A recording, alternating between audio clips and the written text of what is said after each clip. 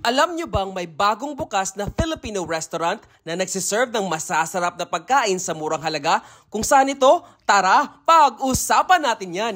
Maayong adlaw, this is J. Perpetual Kid at tara!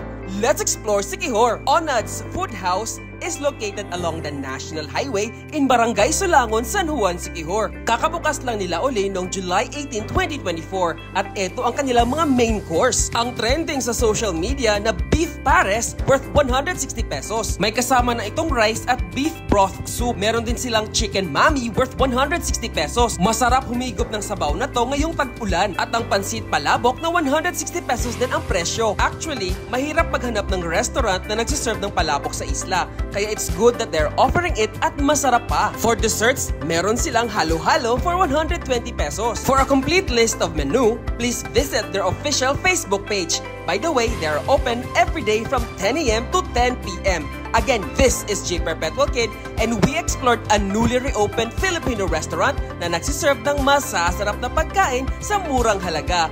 Onad's Food House. Hanggang sa susunod na biyahe, ayo-ayo!